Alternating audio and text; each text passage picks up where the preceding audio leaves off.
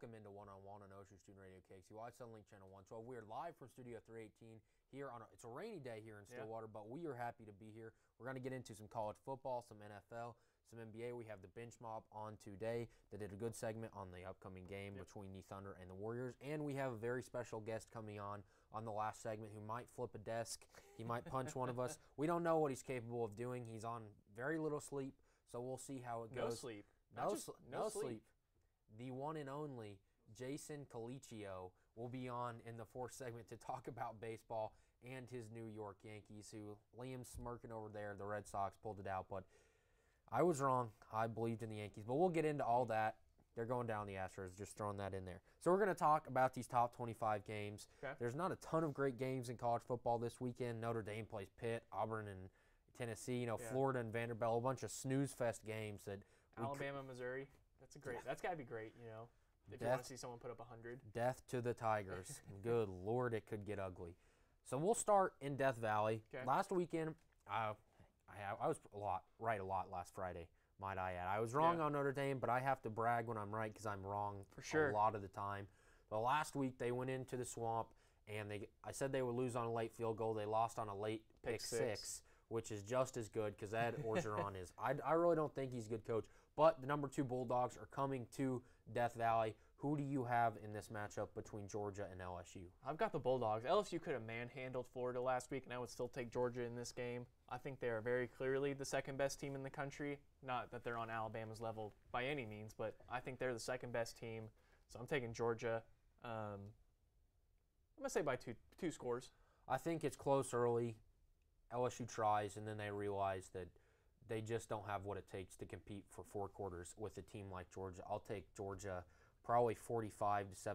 I'm talking blowout down in Death Valley. It's not a night game. If it's not a night game in Baton Rouge, I'm not scared. So I will take the Bulldogs all day. Kirby Smart, they're looking to go to 7-0. So that'll be 2 straight losses for the Tigers. If that happens, obviously we'll talk about that on Monday. Now let's go out to the Pacific Northwest, a little Pac-12 matchup between number 17 Oregon and number 7 Washington. Washington is traveling to Eugene. They stumbled in the first week of the season with a loss to Auburn, which doesn't look as good as it did a few weeks ago. Yeah. And Oregon had that loss to Stanford that they probably should have won. But in hindsight, it is what it is now. So it's number 17 versus number 7. Who do you have in this matchup in Eugene? See, this is a tough one because, like you said, Oregon shouldn't have lost that game to Stanford, but they still did. That's still that shows me that they struggle in a close game, and I wanted to pick them so bad, but I've kind of talked myself out of it in the last couple minutes. I'm gonna take Washington in a close one, just because I don't think Oregon will handle a close game very well. Well, there's where you're wrong, Logan, because the Mighty Ducks are going to win on Saturday. This isn't hockey, Reed. It is in Eugene. I don't think that Jake Brownie's nearly as good. He's like so rare in the fact that he started off really good and he's just progressively got worse. When most guys start out bad and progressively get better, he's the exact opposite. I think there's a better quarterback in Jacob Eason, the guy who committed to Georgia and went back home to Seattle. I think he's the better choice at quarterback, but with the experience that Browning has, it's kind of hard to realistically pull a senior out like that. But I'm taking Oregon in a close one, but I'm going to give them a 10-point win at the end. It's one of those games where it's really close, and then those late couple scores to put it away make it look a little bit worse than it was. I'm taking the Ducks. Okay, I like it. Let's go out to the Big Ten. So your number 8 Penn State against Michigan State. Michigan State probably should have lost to Utah State in the first week of the season, but now they're 4-2.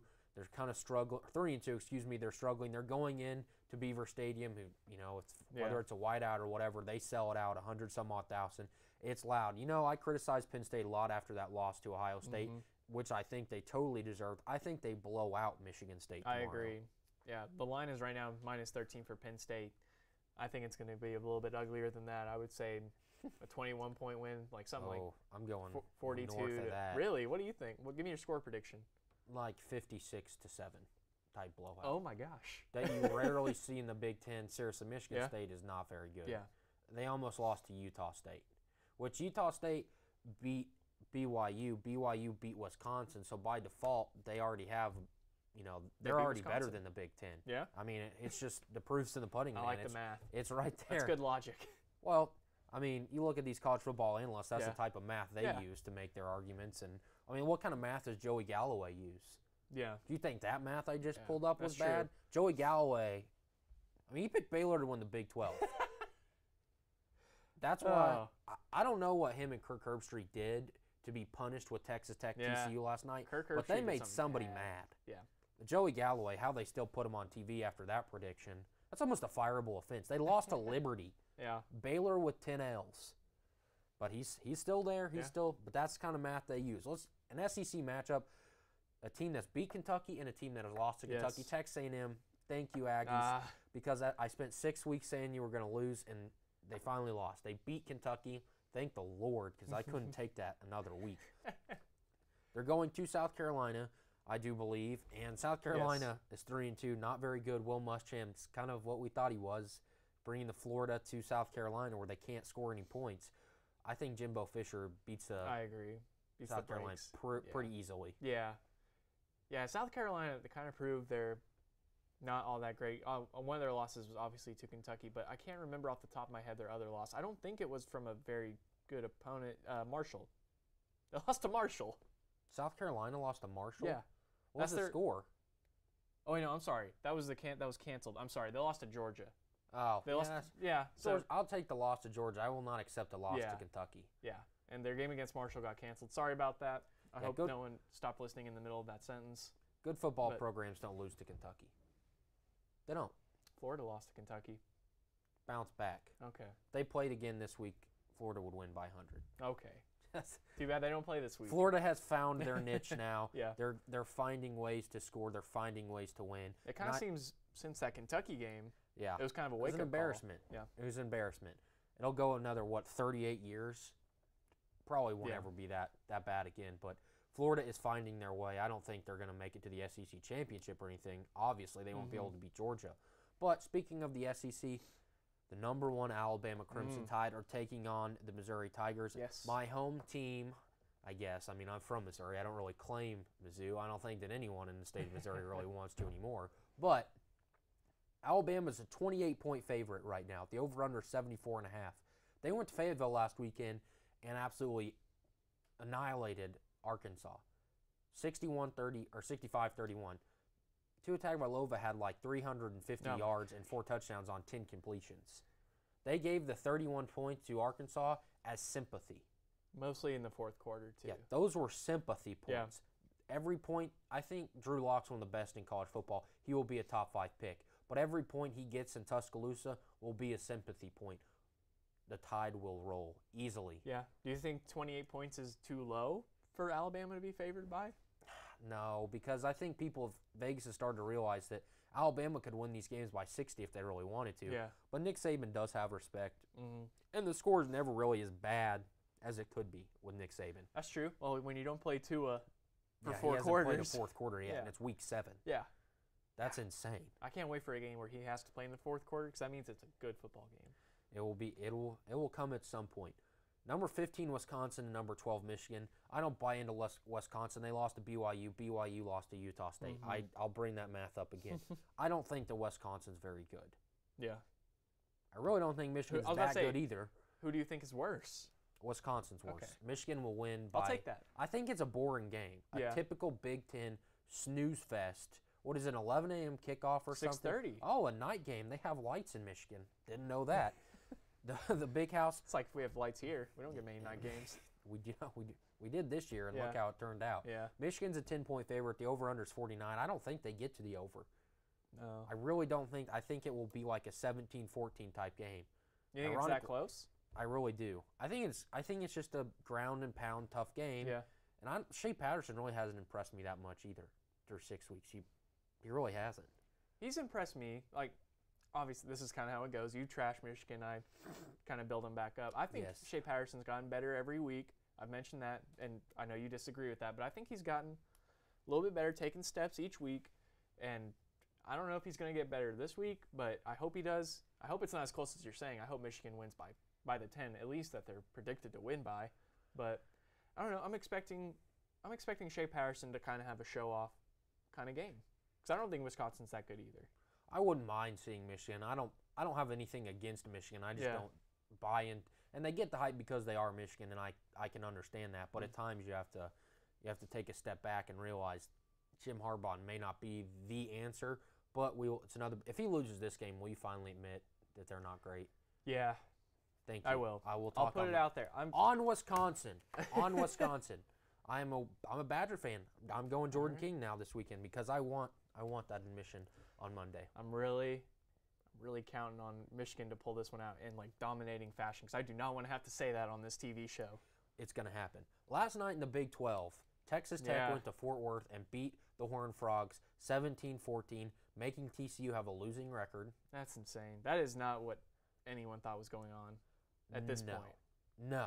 I don't think that I'm still not buying into Texas Tech. Come on. Me either. How many times does 17 points beat TCU? This once. Yeah, one time. I'm shocked. Excuse me, they're 3-3, but that's still not the standard that Gary Patterson holds that program to. Texas Tech's 4-2. TCU falls to 1-2 in the Big 12. Obviously, Tech we know came in Stillwater and won. They're 2-1 in the Big 12. So the Red Raiders aren't in terrible shape. They really don't scare me at taking over the Big 12. Obviously, they still have 2 losses. Baylor, in interesting games, going down to Austin to take on the number 9 Longhorns, who have found their way into the top 10. What a joke. Texas has struggled to win a big game or after a big game. They've won big games in the past, and they get in them and they struggle. Yes. Do you think, and it is Baylor, but do you think they take care of Baylor with ease on tomorrow? No, I think they come out flat in the first half. I think it's kind of a close game through maybe a quarter or a quarter and a half. But definitely by at least after halftime, Texas is going to wake up and be like, oh, yeah, we just beat OU. We can beat these Baylor Bears. It's Baylor. So it is Baylor. I think Texas gets it under control in the second half, and I hope they don't fall flat on their face because I want you to be right about something, Reed. It will be nice to be right about something. I want Texas to win the Big 12 for you. Well, I don't want Texas to win the Big 12, but I would certainly like to see it over OU. Yeah. I'd like to see anyone win it over OU. So I think the Longhorns win. I think you're right. I think it's close for a little bit, kind of like it was in Norman last week. Maybe Baylor just kind of fights and finds their way, or a couple weeks ago, but it's never really in doubt. Yeah. I think that's the type of game it'll be for the Longhorns. Number 6, West Virginia, travels to Ames, Iowa. They are a 6.5-point favorite right now. They struggled a little bit with Kansas. Yeah. Ames is a tough place to play at night. They rolled out that new offense that throttled the Cowboys. Mm-hmm. West Virginia also runs that 4-2-5, but they have a week of tape on it. Who wins in Ames Saturday night? I think West Virginia does. I'm expecting West Virginia to blow a big game. I don't think this is the game they blow. And I think Will Greer's going to be like in his head, like, man, I threw 3 picks in the red zone last week. I can't do against that this Kansas. week. Yeah, against Kansas. I can't let that happen for 2 weeks in a row. I think he's going to take really good care of the football, and I think West Virginia is going to have no trouble scoring. And I think Iowa State, because I believe after Texas Tech came in and started their freshman quarterback, they kind of had a little bit of a bad game after that. Yeah, against West Virginia. Yeah, and I'm expecting kind of the same thing from Iowa State. They break their big streak here. I don't know if that's an emotional win, you'd say, or along those lines, but I think Iowa State's not going to be the team we saw last week. Yeah, I think that the West Virginia walks in, and Ames is a really tough place to play at night, but I think West Virginia dominates. After a week of Brock Purdy, and they also run that 4-2-5, Dana Holgorsen isn't going to lose this game. I think West Virginia wins, and they win big. We have a minute left here. Oklahoma State and Kansas State. They're traveling to Manhattan in the morning really quickly. Yes. Do the Cowboys have enough to beat Kansas State tomorrow? Yes, they do. And I hope the O-line's going to play up to par. And Taylor Cornelius has played really well. You've mentioned that. I think he's going to be able to have a really good game, and we're going to take care of Kansas State. Well, I think you're right. I think that the offense is going to find its groove tomorrow. I think the offensive line improves. I'm going to be optimistic about the Cowboys. I think that they throttle the Wildcats tomorrow. An easy victory. Hopefully. Hopefully it's a big game for both programs. We'll be right back on One-on-One, OG Student Radio, KXUI, Suddenlink, Channel 112.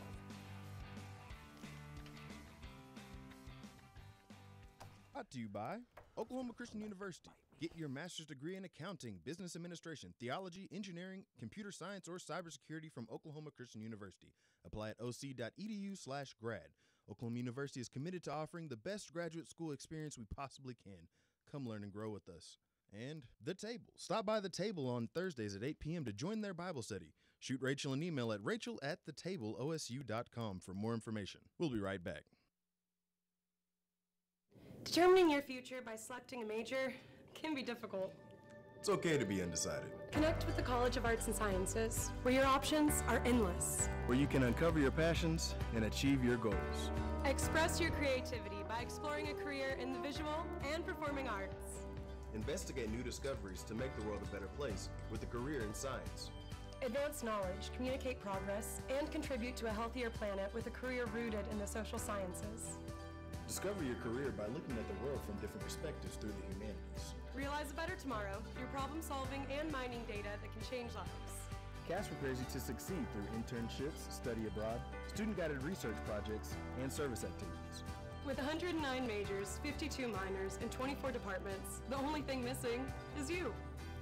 College of Arts and Sciences. Connect. Achieve. Succeed.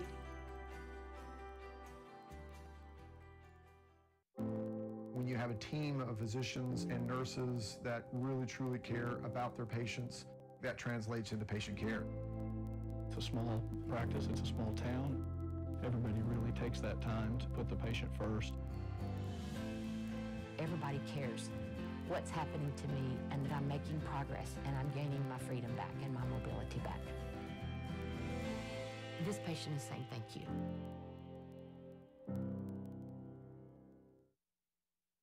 This spring, I invite you to shop in downtown Stillwater.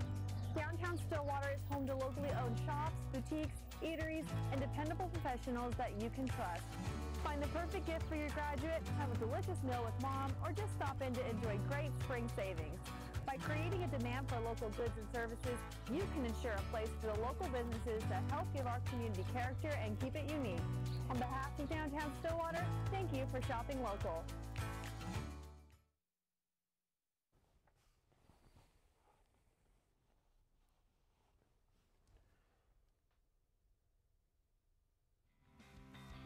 Welcome back to One on One on Ocean Student Radio KXUY Sunlink Channel 112. It's an exciting Friday. David's behind the camera dancing his way to the weekend. Odell Beckham, not so much.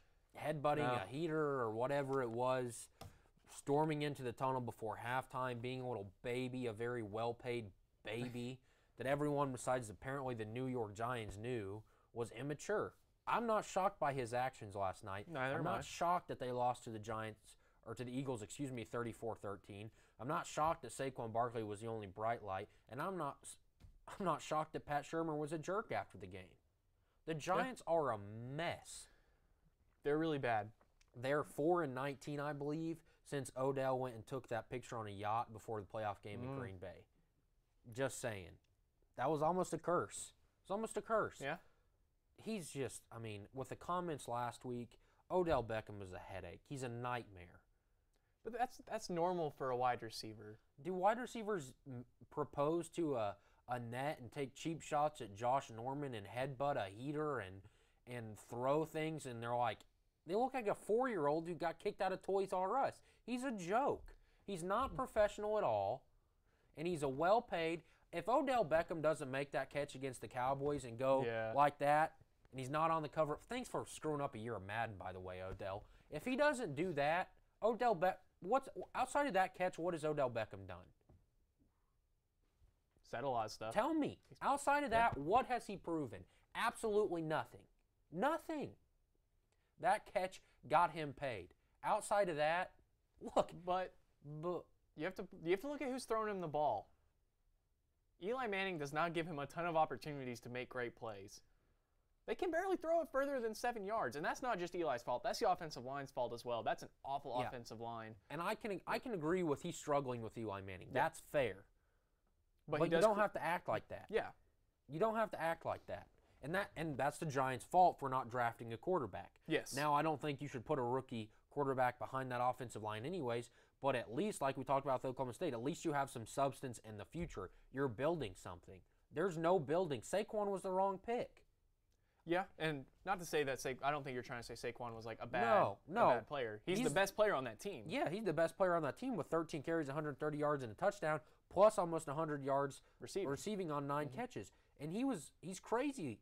I mean, he's got tree trunks for legs. He runs through everything. He's like, when I say he's like Barry Sanders, don't get me wrong, he's not Barry Sanders, but the moves that he makes are Barry Sanders-esque. Okay, so pump the brakes, OSU fans.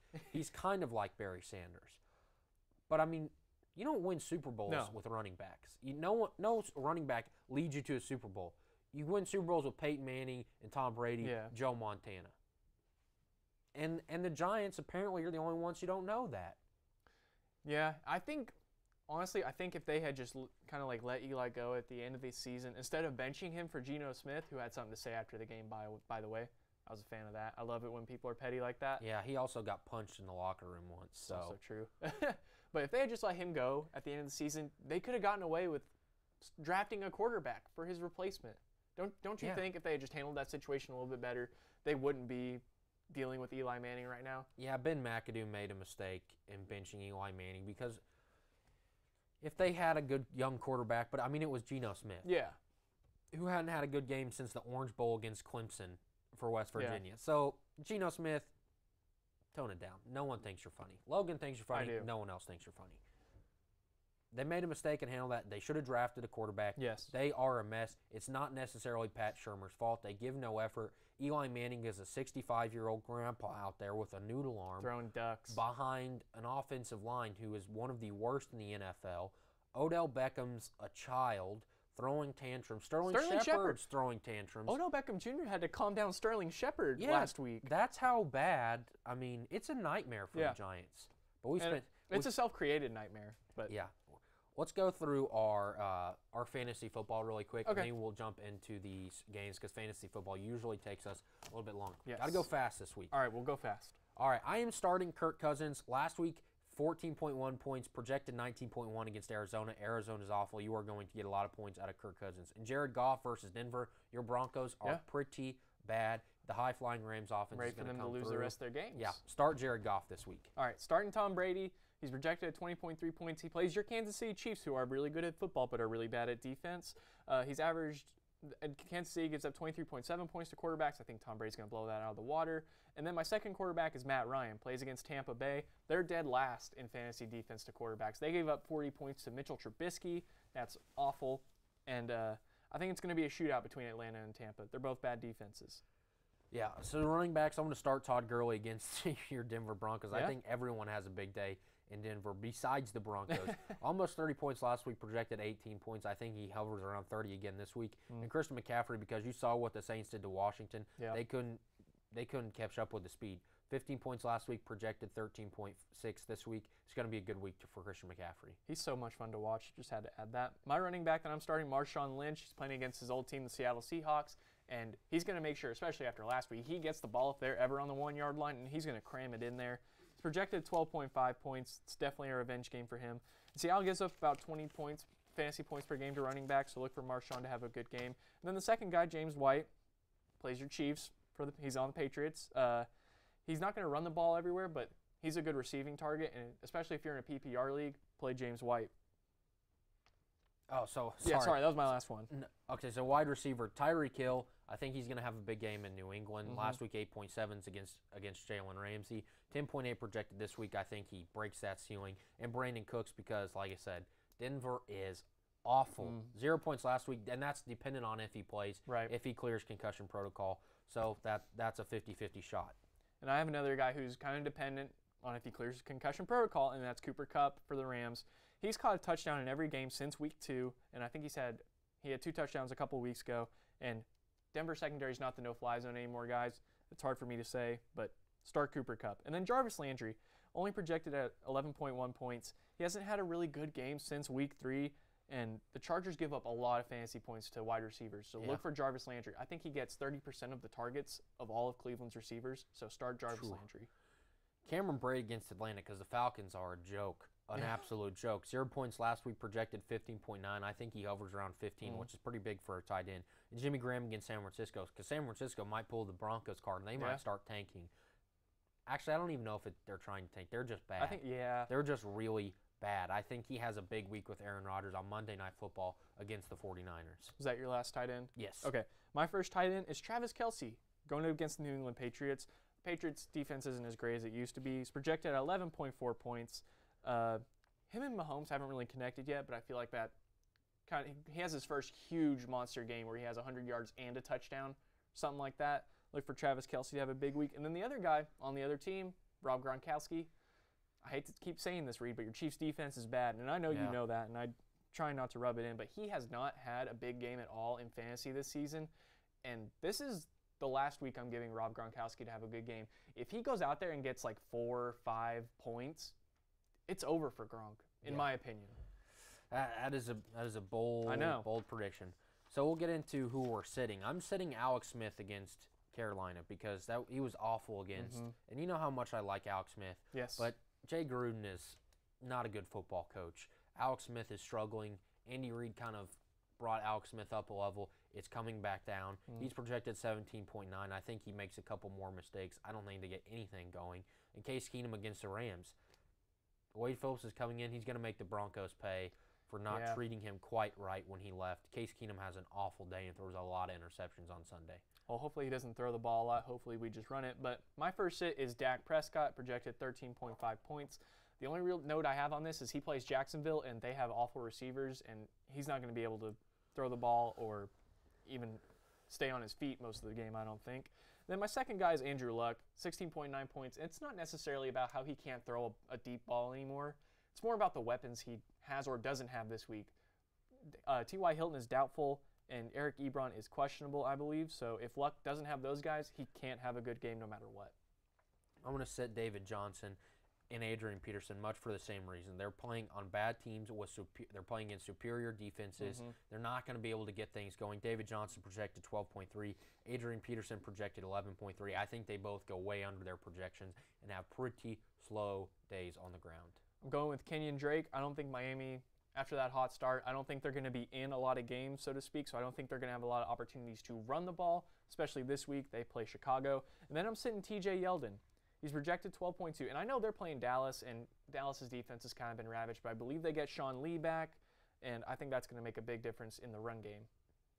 Yeah, and I want to sit Juju Smith-Schuster against Cincinnati because it's a weird reason, but I think Antonio Brown's going to get the bulk of the catches on Sunday. And Cincinnati has a pretty good defense, so I think when they do go to throw, it's going to be to Antonio Brown. I think that Juju Smith-Schuster has a pretty low-scoring day. He's projected 10.9, which isn't great anyways. Yeah. He might hit that, but he's not going to win you anything. And Kenny Stills against Chicago. For much that same way, they may have to throw, but I have no faith against Khalil Mack in that Bears defense. He's projected 7 points after a 1.7 point performance last week. I don't think it's a good day for Kenny Stills. Yeah, and I hate to say this, but I'm sitting Stephon Diggs, projected 9.9 points per game. It's kind of the same reason you're talking about Juju Smith-Schuster. I think Adam Thielen has emerged as the definite top wide receiver, one of the best, top 5 in the league probably. I think they're going to throw to him a lot. And Arizona doesn't allow a lot of fantasy points to wide receivers, only 16.9 per game. And Adam Thielen, like I said, has clearly emerged as the best target. And then the second guy is John Brown. Not necessarily because I don't like John Brown. I think John Brown has insane speed and he's a great deep threat.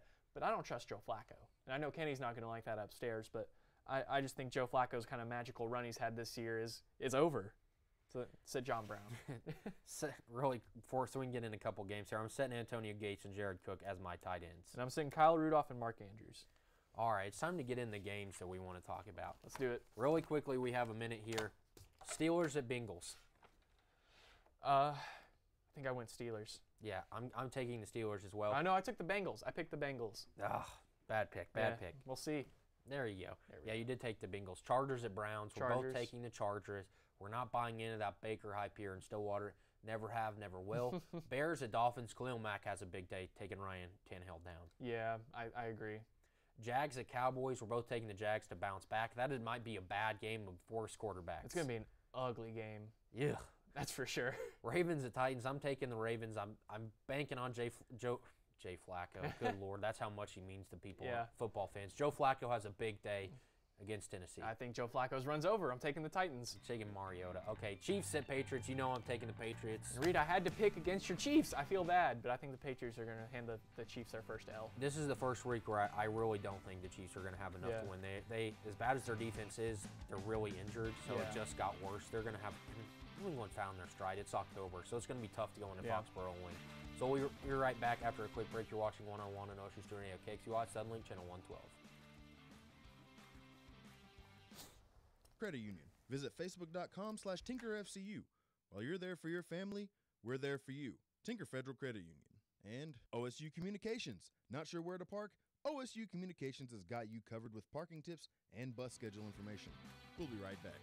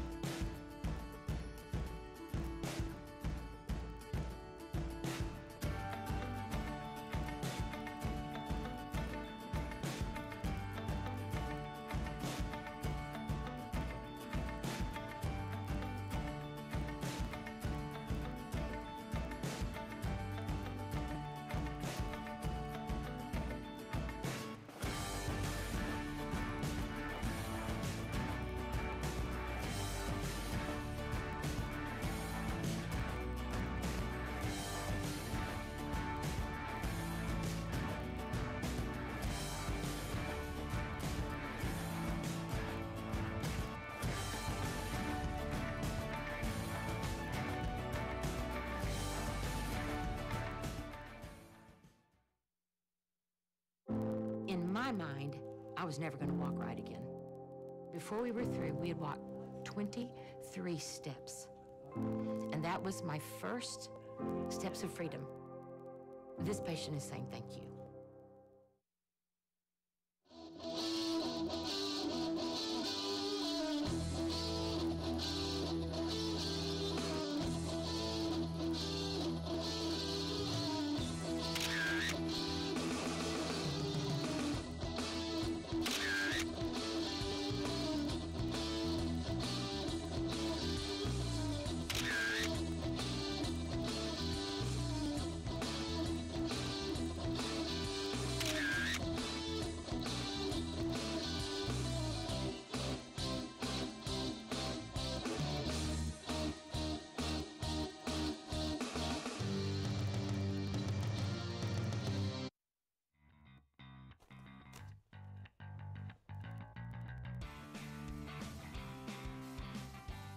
Welcome back to One-on-One on OSU Student Radio, KQI, Suddenlink Channel 112. We are live from Studio 318 here on a chilly, rainy Friday, not even Saturday. We're losing track of days here in Stillwater, but it's time to talk about your favorite thing, Logan. Yes. The NBA, and we're going to start with the biggest news that has been the biggest news for the last 3 weeks. Jimmy Butler is... It's getting out of control. Now it's reached a new level because Kevin Garnett came out and called... both the Timberwolves and Jimmy Butler a little delusional. Which he can figure out, but if they weren't a little delusional in the first place, he never would have won a ring. So maybe he should think about that just a little bit. Well, I think Kevin Garnett sees the difference between what he used to do and what Jimmy Butler did as, like, he sees them as totally different things. Because Kevin Garnett was hard on teammates, but I don't think he ever went in there and demeaned people and demeaned management, being like, you effing need me in practice. Like, Kevin Garnett probably never said that. He probably was like, talking trash about how he's wiping the floor with everyone, and he also did that more so against opponents than teammates, I think. But I think he just sees this whole thing as kind of a mess, and he would know. He spent a lot of time in Minnesota. So Jimmy Butler, he's not there for the final preseason game. No. Is that a little hint that he is going to be traded? Do you think something's close, or do you think? I mean, because like you said, we talked about last night, he can't sit out. He's going to have to be there. I think he'll sit out the preseason, but I think whenever the regular season starts, he's still on the team. I think he's there till February. I think Tom Thibodeau blew all chances of getting rid of him before the season started. I think he's there till February at the trade deadline.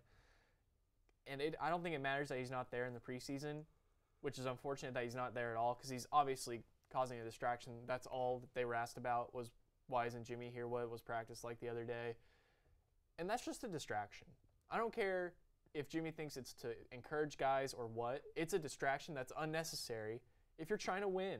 And that's what Jimmy Butler says. And I don't even know if I believe that. Because you remember his original list, right? Yeah. Brooklyn, the Clippers, the Knicks. When was the last time the Knicks won anything? I'm sorry, Jason, if you're still in here. But the Knicks have been awful for 20 years. And the Nets have never been relevant for anything except for when Jason Kidd drugged them to the finals twice. And the Clippers are the Clippers.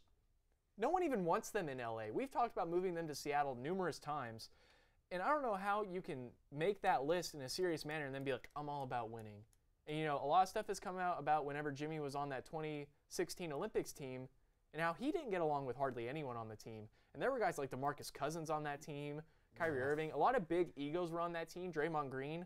And Jimmy stuck out like a sore thumb because of how people thought of him. Yeah, that's not a good look if you're Jimmy Butler. I don't know why he wanted to be traded to the Nets and the Clippers. I mean, you might as well just play for the Lynx if you want to be on the second team in the state. I mean, go play. Who cares? Jimmy Butler's a nightmare.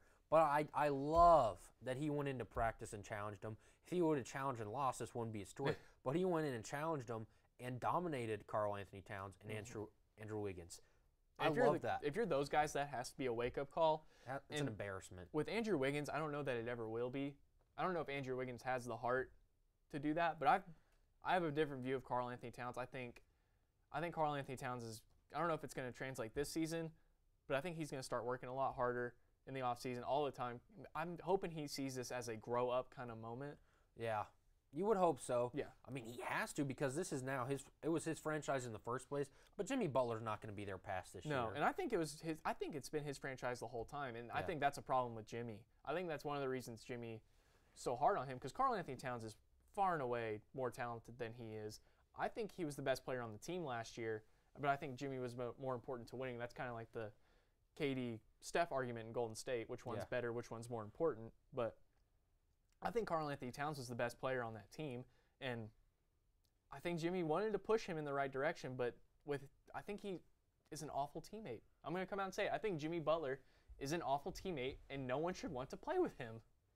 So if you were the Miami Heat, what are you willing to give up to move Jimmy Butler? I'm not saying that what's realistic for the Timberwolves because obviously they're asking a big price. Yes. Tom Thibodeau is delusional. But if you are the Miami Heat, what are you willing to give up to get Jimmy Butler? To get Jimmy Butler. Only since Dwayne Wade's on the team, and him and Dwayne Wade actually have a good relationship from what it seems like. So I don't think he'd be that much of a problem in the locker room in Miami. But I'm willing to give up Bam Adebayo and Justice Winslow. Two young guys that aren't doing anything helping you win. They're not going to be a key part. And Jimmy Butler says he's about winning, and if he means that, he does win games. He took Minnesota to the playoffs for the first time since 2004. He was the one that put him over the edge, and I think he could be a key in getting Miami maybe into a second-round series. Getting Jimmy Butler doesn't make Miami a favorite to win the East by any means. Yeah. But he puts them over some kind of hump.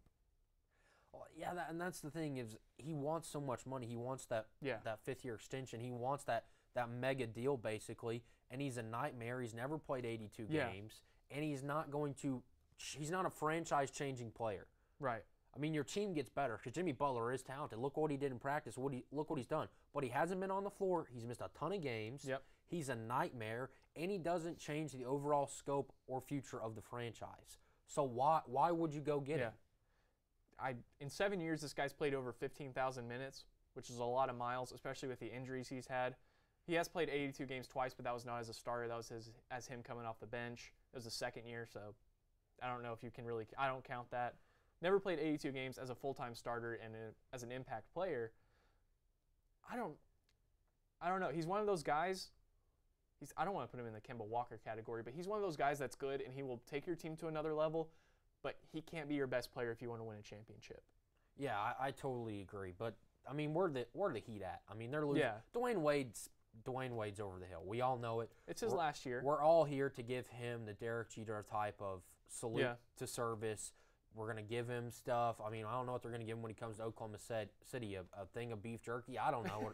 What are we going to give him when he comes here? But that's what it's going to be for Dwayne Wade. Yeah. It's going to be a headache, but Kobe-type stuff is what we're going to get for Dwayne Wade. He's not Kobe, and he doesn't deserve the Kobe thing, but he is probably a little bit he's not Kobe. No, he's not, but he deserves it. He's the third best shooting guard of all time. But he's not Kobe. He's right below Kobe. It's Michael Jordan, Kobe, Dwayne Wade for shooting guards all time. I'd say Dwayne Wade probably rappels down the mountain for a little bit before he gets to third place. I don't think he's that close to Kobe. Mamba had the killer mentality. I've never seen the killer mentality in Dwayne Wade before his knees broke down in front of him. Oh, watch that 2006 finals. That dude was a killer. 2006. Basically 2004 or 5 up until LeBron showed up and he started to get injured, Dwayne Wade was a baller. I think he will be remembered as the third best shooting guard of all time. I think I could classify that as a hot take, but we'll get into that another day. We have a lot of time to talk about NBA once football season's over, but the season does start, and Dirk Nowitzki is not going to be starting with it. Unfortunately, he's going to miss a couple weeks with an injury. I don't think that matters for the Mavs as far as winning games, because he's not going to start for them anyway. He's already accepted a bench role, but as long as he's with them, I think that's the biggest impact Dirk will have this season. Is just being around those young guys, being around Luka Doncic and teaching him how the game works. Because, I mean, what better way to learn how the NBA works if you're a young European guy than from the best guy from Europe ever? Yeah. Well, as I said, Luka Doncic is going to be a bust because of, I mean, oh my gosh, number 77. You're really caught up on the number. You can't be successful with number 77. If you're that type of player, don't wear a left tackle number, okay? Why'd you let him have 77? No, what 77 is not cool. It doesn't have to be cool. It's what they gave the kid on the JV team, and they had the 4X jersey, and they ran out of jerseys, and he's the little kid on the end of the bench that's wearing the huge baggy jersey that's 77. That's what 77 is in basketball. Well, when 77 is in a couple of All-Star games in a couple of years, then he'll change to 32 or something. No, he'll be 77 the whole time. Oh. 77's going to hang in the rafters in Dallas. Yeah, one of the Cowboys' left tackles. No. Oh, God. 77 is so bad, Luka Doncic. Why? His game will impress you so much you will forget what number he wears. You'll fall in love with him. Well, I hope. I'm cheering for him because I don't like the Mavericks franchise because I think what they do is, obviously we know what they do is not great, but I don't have anything against Dallas. I mean, and I want him to come on the right side of this Trae Young trade. Yes. I want him to. I want there to be a 30 for 30 about the worst mistake in NBA draft history, and I want it to be this one because I'm petty. It's just the way I am. I like it. I like petty. But Russell Westbrook is not cleared, but he is progressing, quote unquote, to say. Roberson is still out. So the Thunder are kind of iffy going into the season. Yes. But they probably have more depth than they've had in a long time. Probably since the last time Kevin Durant was on the roster. That was the last time the team was this deep. Well, bringing up old times, rough times. Rough times. Do you think the Los Angeles Lakers, I know our producer posed a question to us earlier, if we thought that the Lakers posed a legitimate threat to the Warriors in 7 games. The answer pretty simple. Yeah. They already beat them once. No. It's preseason. I know. Yeah, and LeBron, well, that's what you need to know. LeBron's making half-court shots and flexing because it's preseason, because he knows once they might fight their way to a 3 seed, maybe. But when they get into the playoffs, the Warriors would smoke the Lakers right now in a 7-game series. Yeah. If they wanted to, they would dominate Unless them. JaVale McGee's giving away all the secrets, which I don't know if JaVale McGee was trusted with any secrets. I don't think the Lakers have much of a shot. No. But speaking of the Warriors and the Thunder, we have the Bench Mob here to preview that game coming up on Tuesday. Yes. Tuesday, here's the Bench Mob. Welcome to the Bench Mob Thunder Update for the One-on-One Show. I'm Matt Harris. I'm Shane Steinkraus. And we're going to be previewing the Golden State-Oklahoma City game next Tuesday. All right, so Matt, what do you think? What do you think the game prediction's going to be? I mean, obviously these teams are both high-powered. You got Russell Westbrook, Paul George on one team, and then you got Kevin Durant, Steph Curry, Klay Thompson on the other, who are very dangerous shooting combination. Yeah, I think that we've yet to, as of Thursday night, we're filming this on Thursday night, we've yet to hear a status update for Russell Westbrook. We don't know if he's playing or not. And I think that the 2 outcomes here are Westbrook's going to suit up and play, or he's not. If he doesn't, he's not playing. If he suits up and plays, he could be rusty. And this is a team that they don't have a core that has been together and played consistently like they have in Golden State. Definitely. I think OKC's got a chance. I mean, with the additions of Nerlens Noel and Dennis Schroeder, we saw him play in preseason. He put up many 20-point games. I mean, 2 or 3. Yeah, absolutely.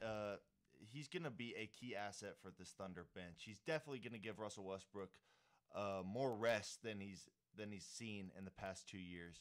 But he reminds me of a little version of Russell Westbrook. He can get to the lane, get the ball to the basket, and knock down a shot occasionally.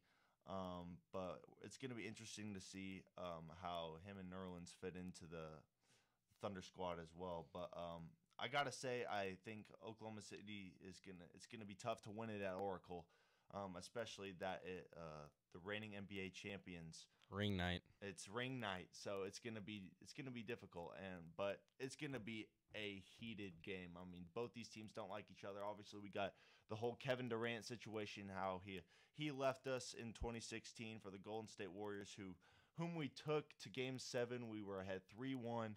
I think all that mess has died down a little bit, but it's still going to be a heated rivalry, and you're going to be able to catch it at 9:30 on TNT. And you can also catch us on Tuesday and Thursday on KXCY Stillwater Internet Radio. We're going to send you back to the one-on-one show right after this.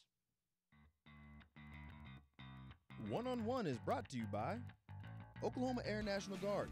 Contact Oklahoma Air National Guard at 800-GO-TO-ANG or visit their website at goang.com/OK for more information about how to get 100% college tuition. And Unitarian Universalist Church. If you're looking for a church home, visit Unitarian Universalist Church of Stillwater, located at 320 South Stallard Street. They offer an alternative spiritual path and welcome all races, religions, and beliefs. They're also LGBTQ friendly. Services every Sunday at 10:30. We'll be right back.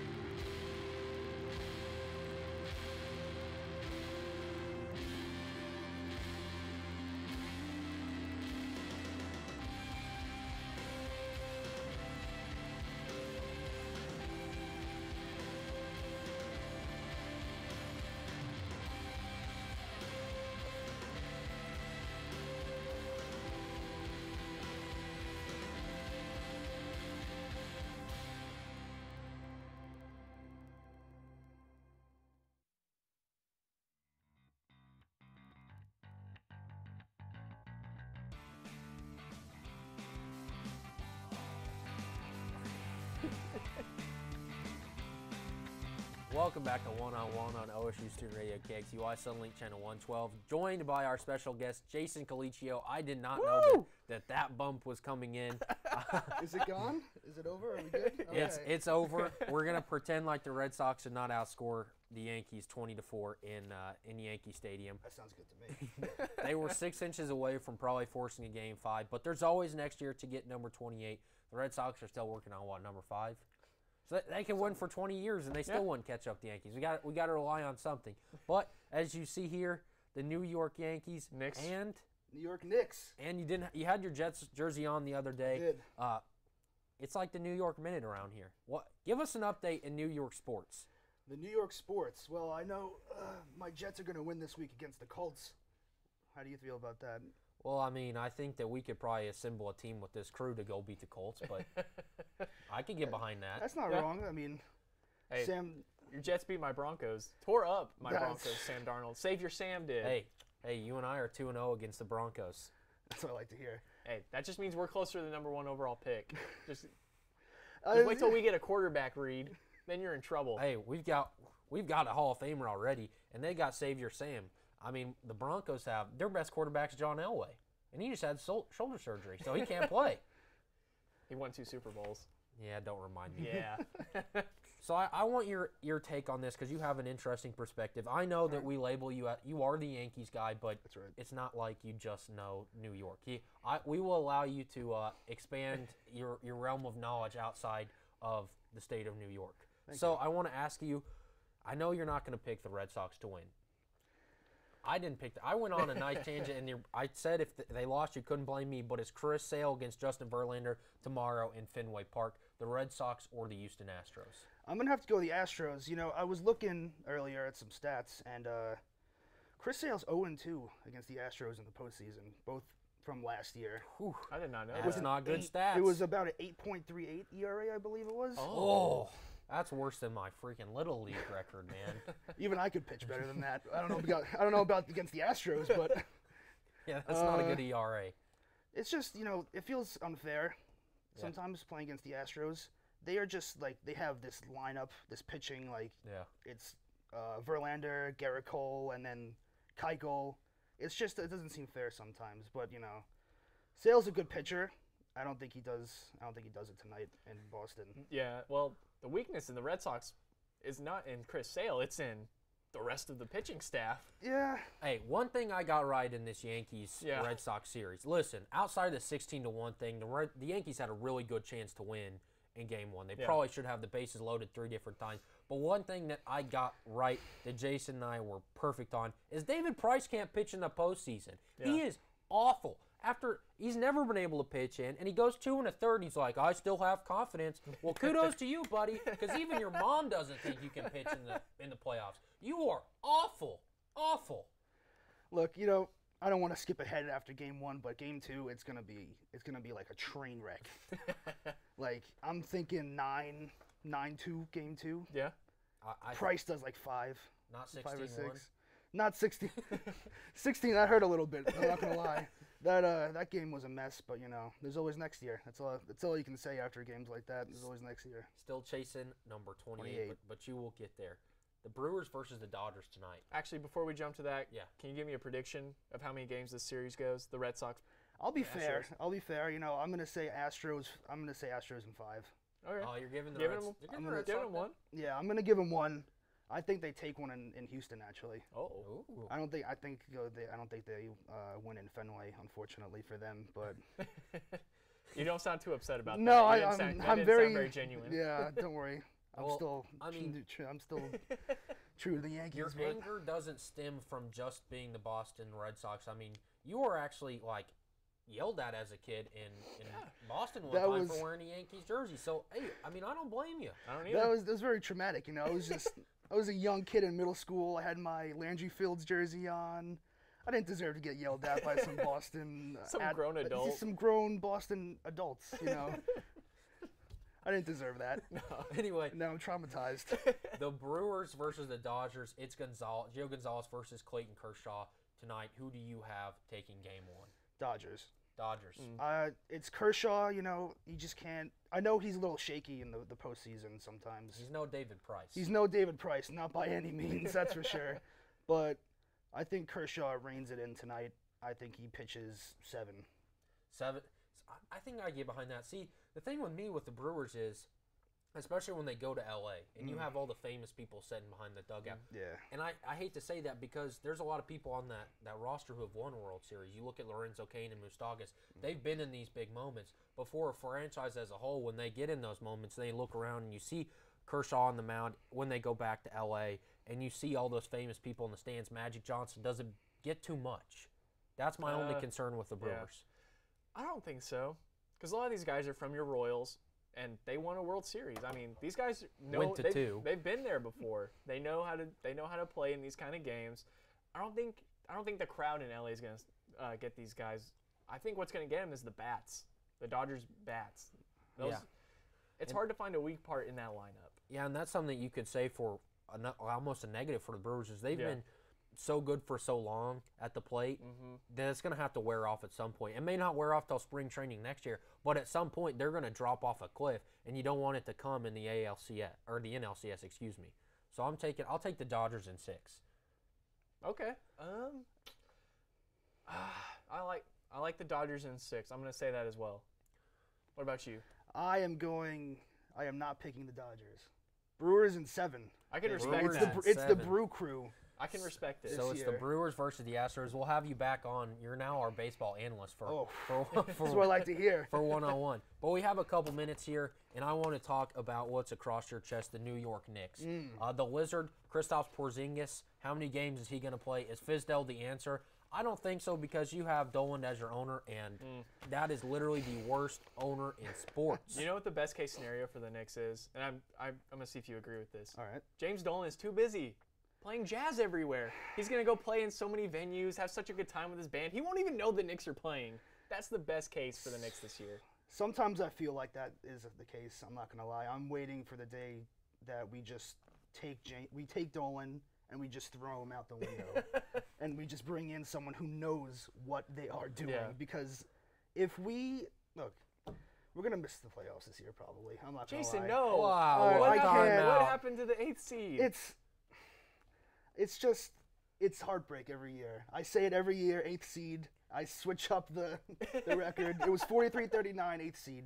I don't think that happens. I think we win 30 games, and I don't see any bright. That is so sad. That is the saddest. This is a truly defeated man. James Dolan, you should be ashamed of yourself. James Dolan has offed my spirits. Oh, no. Yes. Oh. Listen, a minute here. The New York Knicks with Fizdale will squeak into that 8th seed. I also said the Yankees were going to I can't agree with that. I don't think they make it. That is my dream. Optimism. Yes. It's my dream. It sounds bad to dream for an 8th seed. Kevin Knox is going to look really good, but you guys are going to miss the playoffs. And then you're going to get a good pick, and you're going to get someone from Duke, and it'll be okay. It'll be okay until next year. Yeah. Preseason is like the best time of year to be a Knicks fan because like nothing's happened yet. And we're good. Yeah. Kinda. This is our first New York Minute segment. We're going to get a nice intro built for you. Thank you, all right, Jason Colicchio, for coming on one-on-one. We appreciate it. Our resident New Yorker. Let us We'll be back on Monday. Thank you for watching One-on-One on Ocean Student Radio KXUI, Sunlink Channel 112. We will be back on Monday.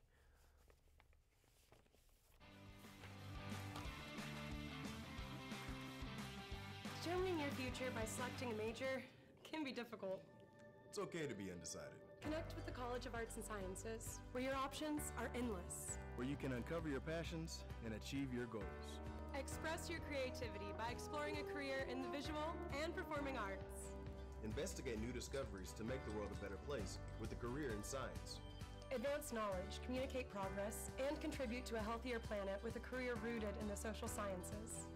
Discover your career by looking at the world from different perspectives through the humanities. Realize a better tomorrow through problem solving and mining data that can change lives. Casper prepares you to succeed through internships, study abroad, student-guided research projects, and service activities.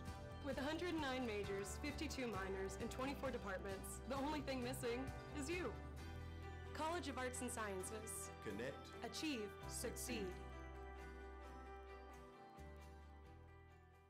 When you have a team of physicians and nurses that really truly care about their patients, that translates into patient care. It's a small practice, it's a small town. Everybody really takes that time to put the patient first. Everybody cares what's happening to me and that I'm making progress and I'm gaining my freedom back and my mobility back. This patient is saying thank you.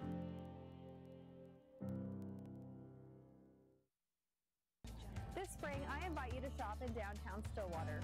Downtown Stillwater is home to locally owned shops, boutiques, eateries, and dependable professionals that you can trust. Find the perfect gift for your graduate, have a delicious meal with mom, or just stop in to enjoy great spring savings. By creating a demand for local goods and services, you can ensure a place for the local businesses that help give our community character and keep it unique. On behalf of Downtown Stillwater, thank you for shopping local.